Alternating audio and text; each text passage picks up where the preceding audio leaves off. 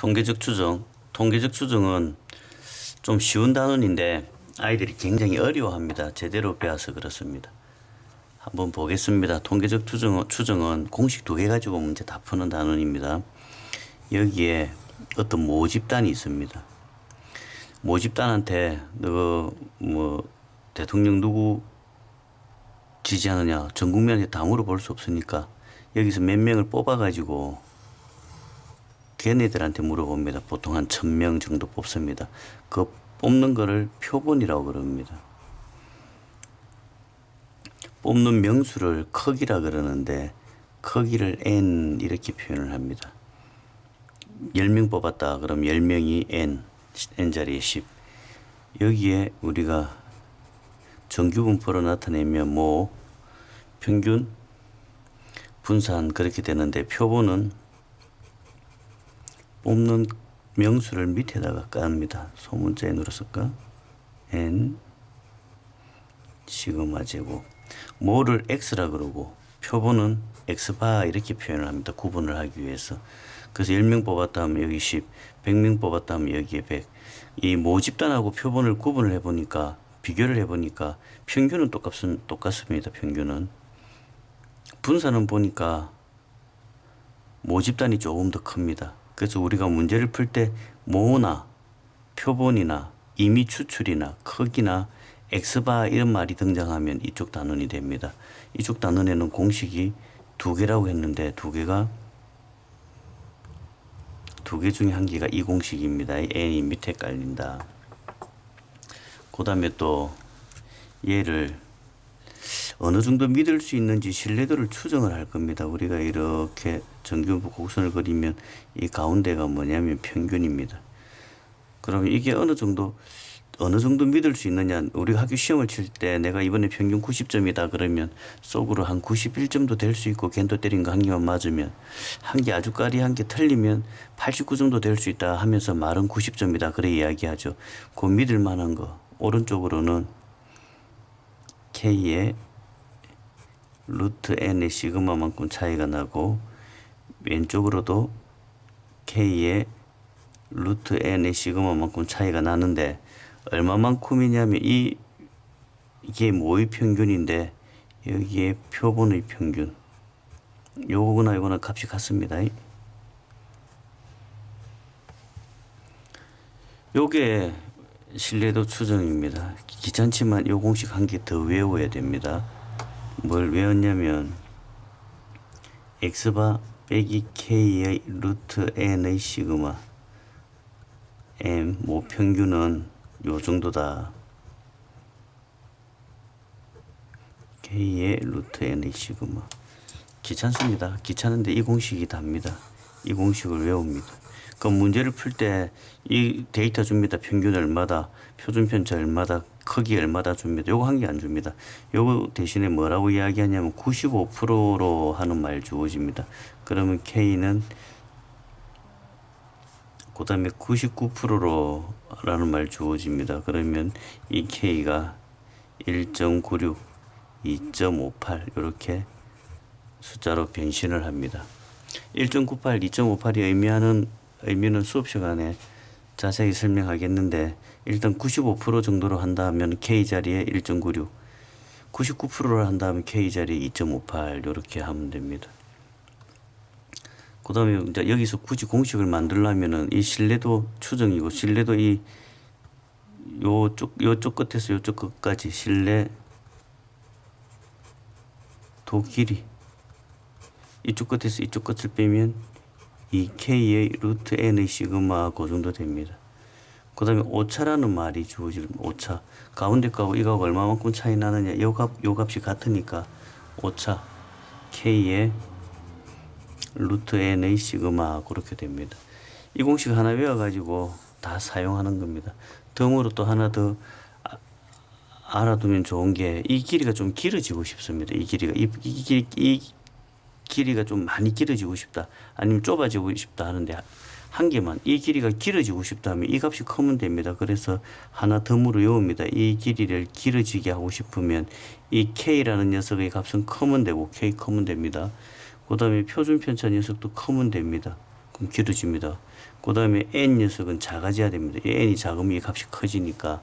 그래서 이 길이를 길게 할 때 k가 크고 시그마가 크고 n은 작고, 반대로 짧게 하려면 거꾸로 하면 되는데 헷갈리니까 긴 거 하나 외워두시면 됩니다. 요게 모평균의 추정입니다. 모비율의 추정은 문제에서 다시 설명을 하도록 하겠습니다. 공식 두 개입니다. 크기 n, 시그마 제곱.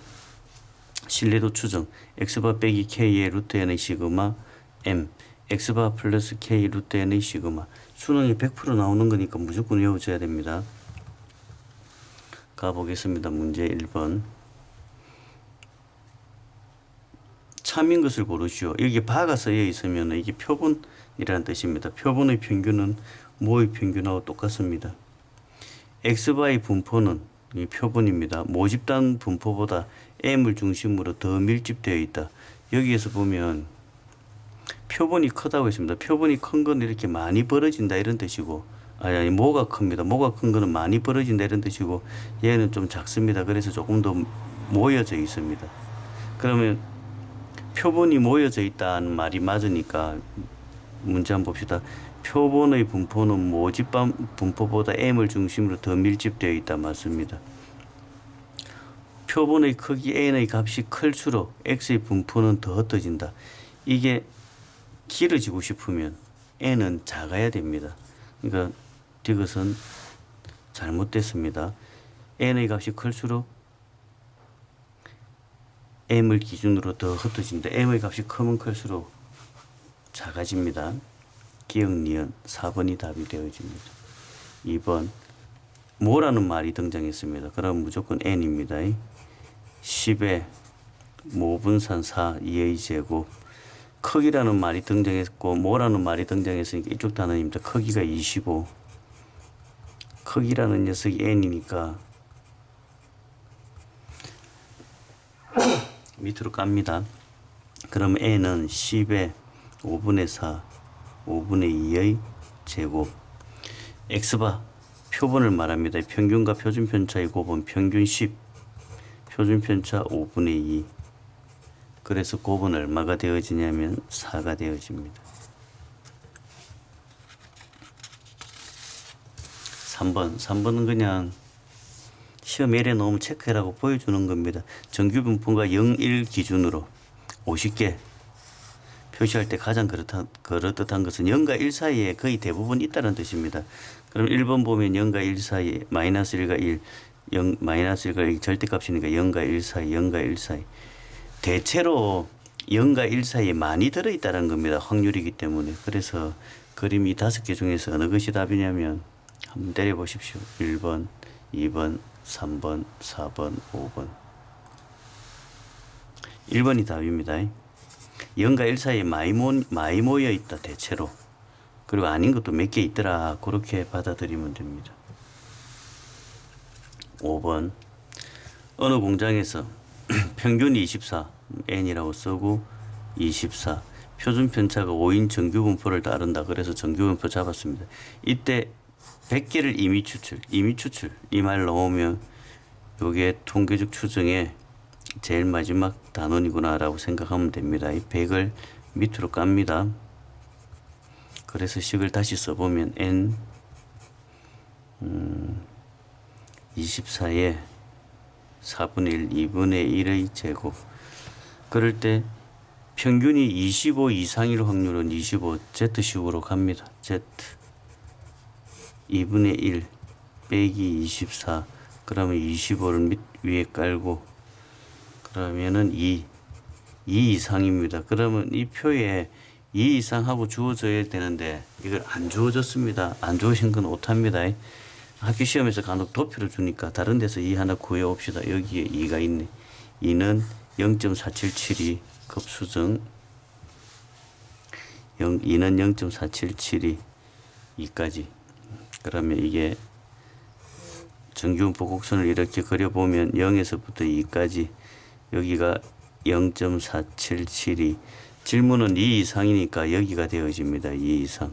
그러면 답은 0.028. 그래서 1번에 0.028이 답이 됩니다. 정규분포하고 내용이 100% 똑같은데 n 하나 더 등장한다. 그거밖에 없습니다. 6번. 어느 대학의 입학시험에서 응시자의 득점 x 400점 만점에 250점. 이게 평균입니다. 표준 편차가 40인 정규 분포를 따른다고 할 때 응시자 중에서 100명을 이미 추출한, 이게 X바도 있고 이미 추출도 있고 통계적 추정이다. 그럼 식이, 원래 식은 n에 250에 40의 제곱이었는데 100명을 추출했으니까 250에 여기 100으로 나눠버리면은 1616 4의 제곱 이런 식이 되어버렸습니다. 이럴 때 246에서 256을 구하라. 그럼 Z식으로 넣으러 갑니다. Z 4에 250.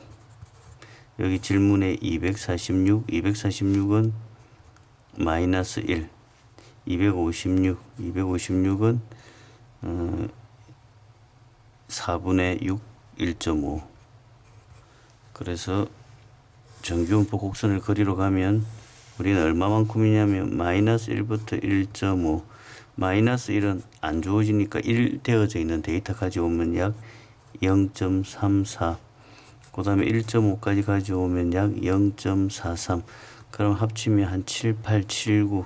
그래서 4번이 답이 되어집니다. 8번 이 문제는 통계적 추정 문제 중에서는 제일 어려운데 다 끝나고 난 다음에 추정 공부 다 하고 난 다음에 합시다. 너무 처음에 받아들이기에 벅차서 그렇습니다. 통계에 나온 추정에 나오는 제일 어려운 문제입니다. 이거 이따 기억해 두시고. 9번. 어느 고등학교 학생 전체 키는 표준 편차 5. 이 고등학교 100명을 이미 추출하여 키를 조사했더니 평균 167이라고 할 때 95% 신뢰도로 추정하라. 이게 신뢰도 추정입니다. 신뢰도 추정식이 아까 이게 뭐였냐면 외웁니다. x바 마이너스 k의 루트 n의 시그마 m x바 플러스 k의 루트 n의 시그마. 이 식이었으면 그냥 답 찾는 겁니다. 위에 주어진 데이터들 맞추러 갑니다. 평균이 167 빼기 K는 95%, 95%는 여기 1.96이라고 딱 설명을 해줍니다. 저 숫자가 K값 1.96. 여기 왜 1.96 되는지는 수업 시간에 따지도록 합시다. 일단 95%는 1.96. 몇 명 뽑아내기로 했으면 100명. 그럼 N자리에 루트 110. 표준 편차 5. 오른쪽에는 더하기로만 고치면 똑같으니까 10의 5. 그럼 얘가 지금 이제 답이 되었네. 답이 되었는데 계산을 한번 해봅시다. 얘가 지금 이렇게 하면 2분의 1 계산기로 한번 써볼까요? 160 1.96 나누기 2는 0.98. 그럼 얘는 166.02네. 왼쪽은 보기에서 166.02 왼쪽에 하나 있네. 그래서 1번이 답이다 라고 체크하면 됩니다. 한 번 더 연습해 보겠습니다.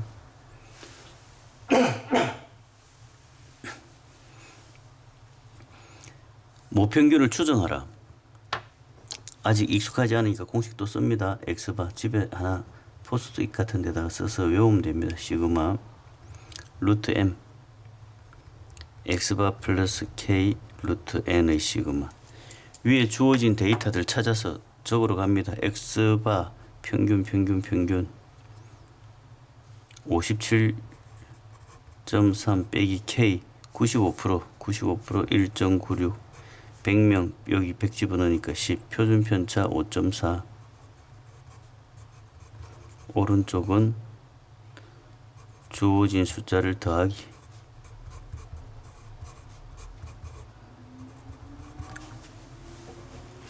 그러면 이것도 계산을 한번 해보도록 하겠습니다. 1.96 곱하기 5.4 나누기 10은 그럼 얘가 1.0584 57.3 빼기 1.0584는 56.24.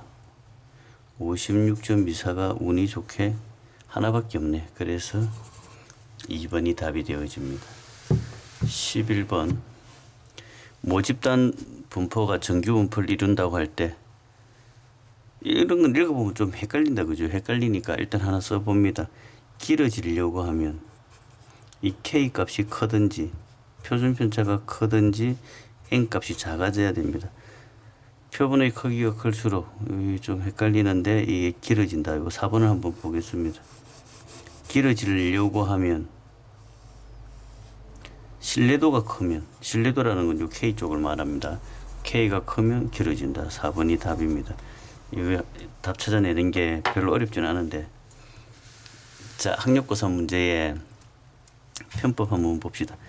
신뢰도가 가장 긴 것은 신뢰도가 길어지려고 하면 길다. K가 크고 표준 편차가 크고 N이 작으면 됩니다. 이 K를 여기서는 신뢰도 알파라고 지금 표현 주어졌으니까 뭐 알파나 K는 같은 말이라고 보고, 그럼 주어진 것 중에서 N이 작은 거